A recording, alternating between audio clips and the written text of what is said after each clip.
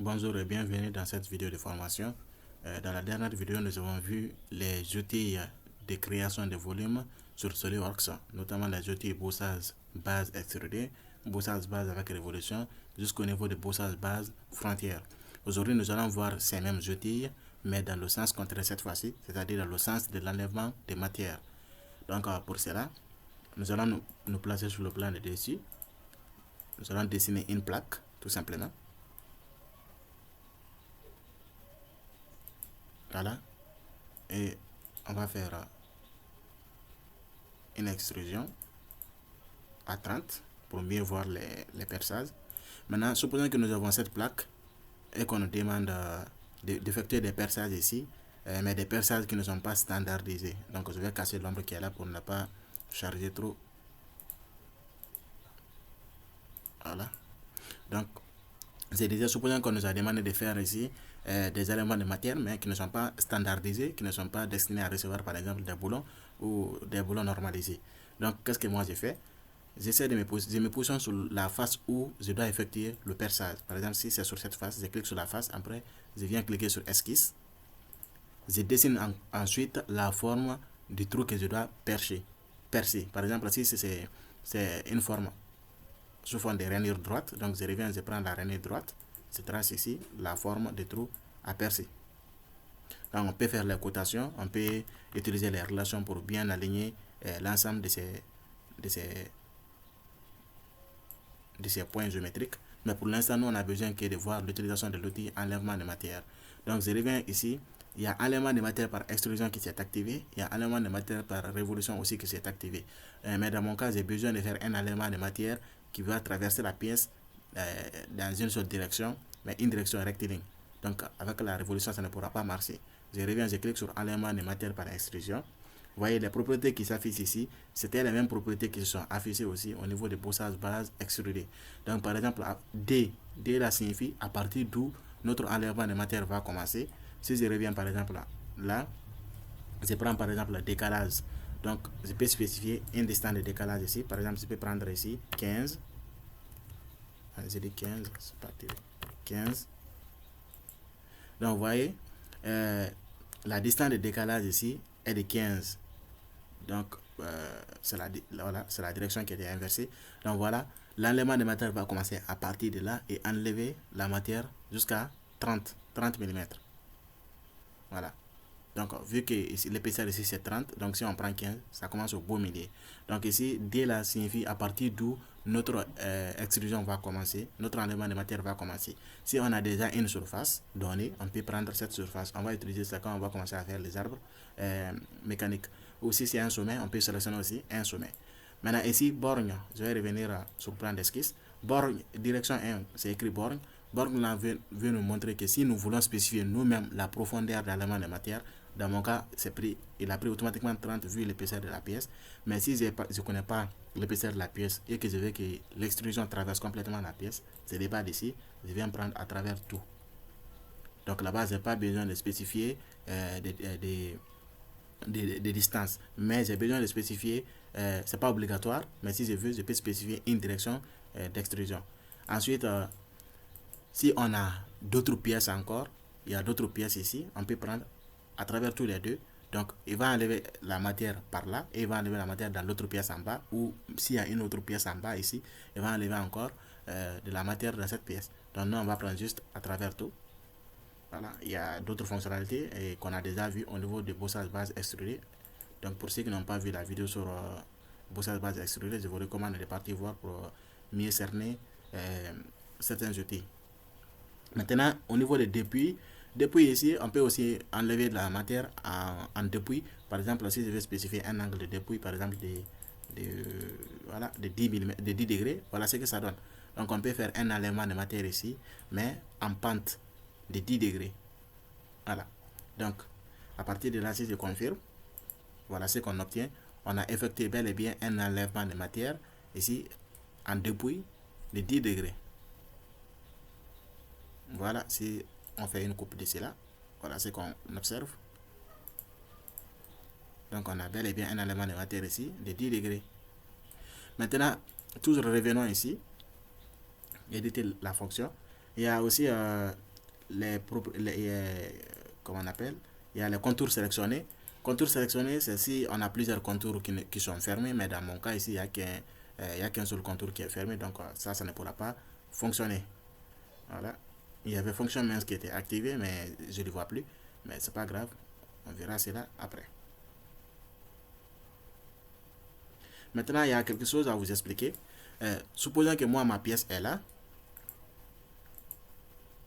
Voilà. Je vais enlever les autres côtés de la pièce, mais pas l'intérieur ici. C'est-à-dire, je vais garder juste la partie interne ici, mais je vais enlever toutes les autres parties de la pièce. Donc, qu'est-ce que j'ai fait? Je clique ici, côté, basculer de côté pour enlever de la matière. Vous voyez ce que ça donne.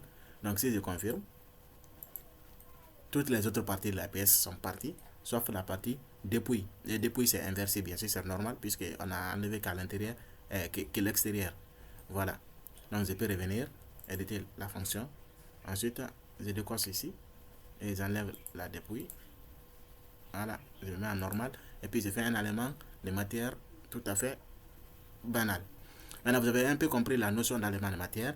Si je vais utiliser encore un cercle pour faire de l'élément de matière, je prends la forme circulaire. Ensuite, je peux me positionner à partir de là. Je prends un diamètre quelconque. Je reviens au niveau des fonctions, élément de matière par extrusion. Et puis, je garde les fonctions, je garde les paramètres par défaut.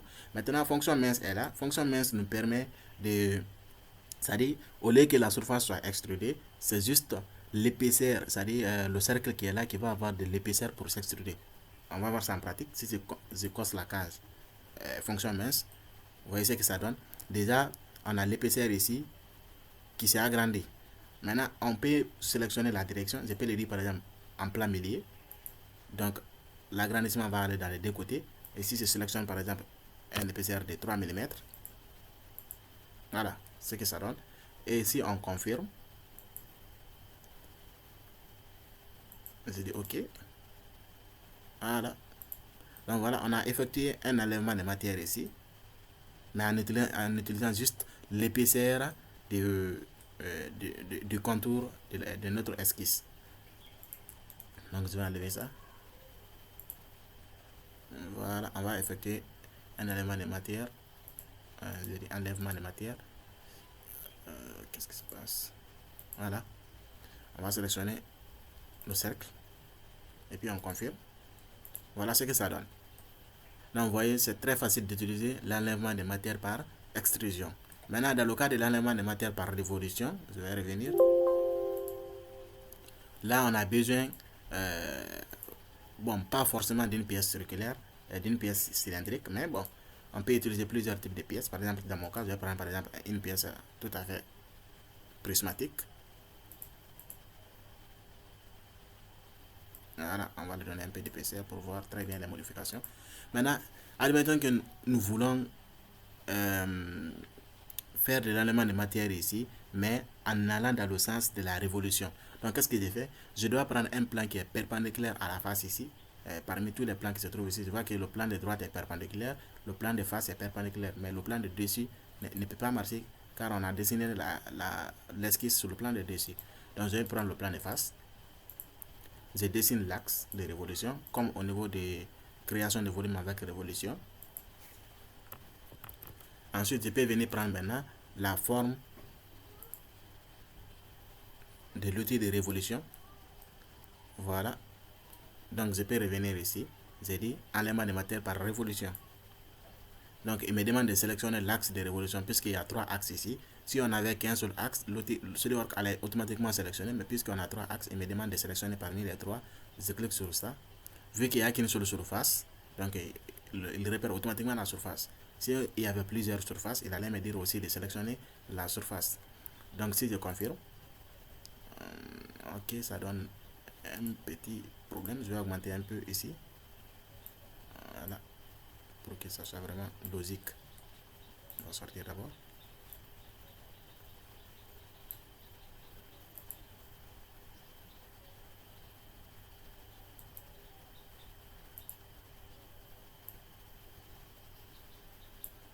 Voilà, je vais revenir ici. Élément de matière par révolution.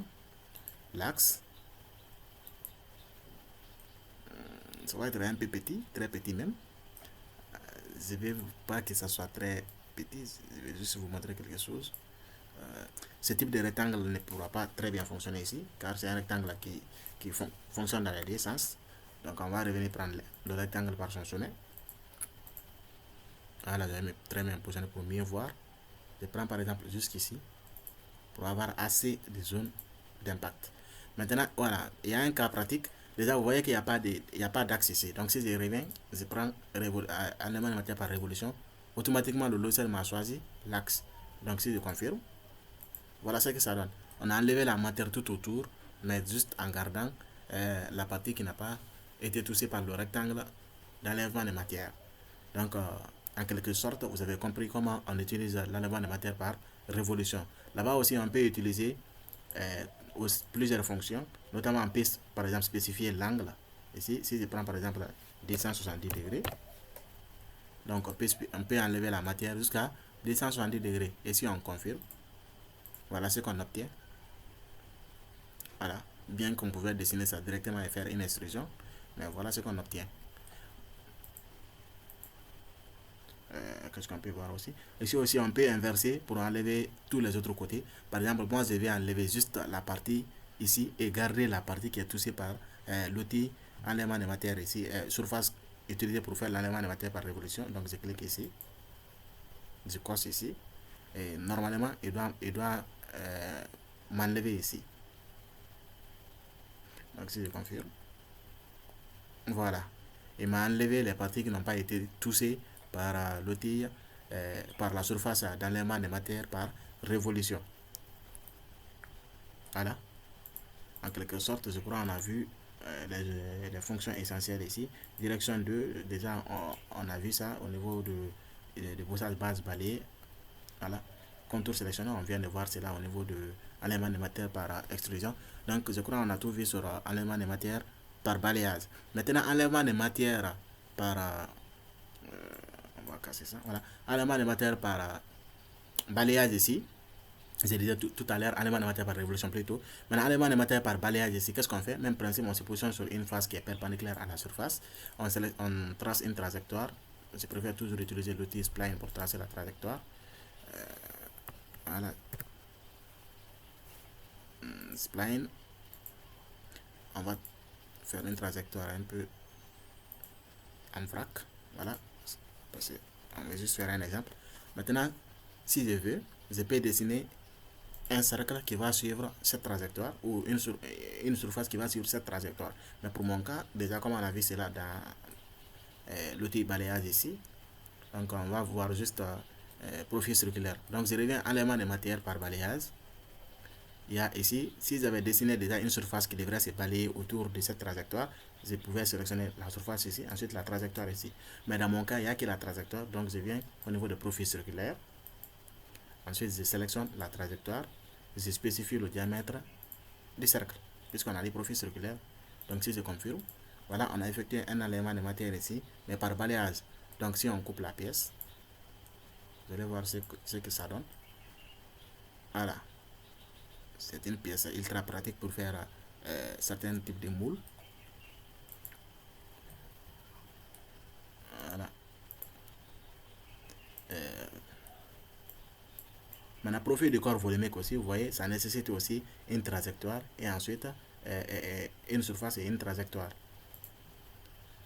Je sais pas, ici, il n'y a pas la fonction qui nous permet d'inverser la direction, c'est-à-dire garder juste la partie qui est balayée et enlever les autres, je pense pas. Voilà, il n'y en a pas. Il n'y en a pas ici. Voilà, ça serait de toute façon inutile. Si on a besoin de créer une surface comme une forme volumique comme ça, mieux vaut venir utiliser bossage base balayé. Donc, en ce qui concerne l'enlèvement de matière par lissage et l'enlèvement de matière par découpe frontière, déjà on a vu ces deux fonctions ici et vous avez vu l'ensemble de leurs propriétés. Donc on ne va pas revenir sur ceci car ce sont des outils qui sont très peu utilisés. Vous n'allez jamais utiliser ceci-là pour faire vos projets, sauf si vous travaillez dans le domaine du design. Maintenant, en ce qui concerne l'assistance pour le perçage, nous allons voir cela dans une prochaine vidéo. Donc sur ce, je vous remercie.